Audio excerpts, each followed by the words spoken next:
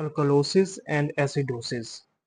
ये क्या है? बच्चे बहुत ज़्यादा कंफ्यूज होते हैं इसके बारे में। आज हम ये पढ़ेंगे और बहुत ही इजी वे में आपको मैं समझाऊंगा और आपको याद हो जाएगा। सबसे पहले इंट्रोडक्शन की बात करते हैं। derangement in the pH of the blood, acidosis pH less than 7.3 and alkalosis pH greater than 7.4। अगर हमारा जो pH है वो 7.3 से लेस होगा तो वो एसिडोसिस होगा। अगर पीएच हमारा 7.4 से ग्रेटर होगा तो एल्कोलोसिस होगा। ठीक है। अब जो हमने जो मेन चीज याद रखनी है वो है ये इक्वेशन। ठीक है। ये H2O plus CO2 plus H2CO2 plus plus HCO plus water plus carbon dioxide मिलके कार्बोनिक एसिड बनाते हैं। फिर वो आयंस होकर हाइड्रोजन फिर बाइकार्बोनेट आयंस बनाते हैं। ठीक है। अब आपको पता है कि जब हमारा लेफ्ट साइड में अगर कोई प्रॉब्लम आए तो वो हमारा रेस्पिरेटरी हो जाएगा। ठीक है। अगर राइट साइड में कोई प्रॉब्लम आए तो हमारा रीनल मेटाबॉलिक हो जाएगा। ठीक है।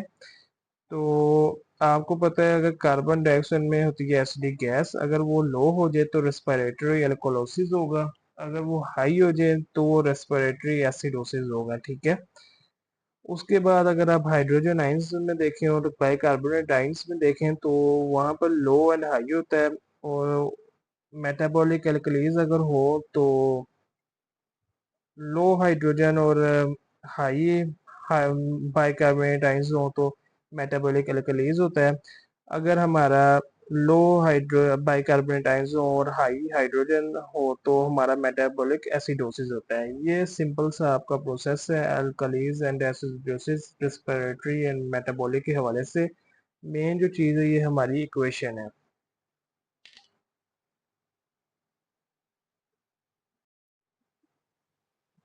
अब इसका दूसरे मेथड की हम बात करें तो एसिडोसिस और एल्कलीलोसिस ना, इसको हम दूसरा भी मेथड बहुत आसान है।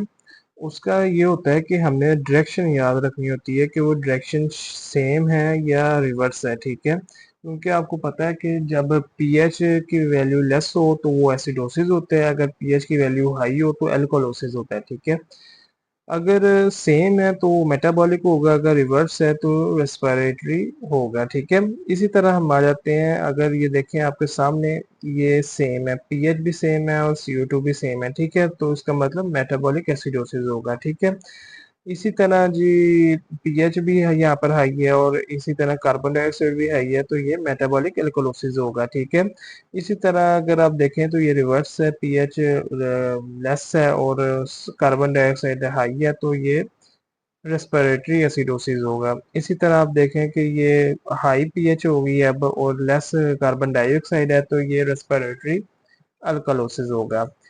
ये मैंने बहुत ही इजी वे में आपको दो मेथड बता दिए हैं, अल्कोलोसिस और एसिडोसिस में। अब आपकी कंफ्यूजन सारी दूर हो जाएगी।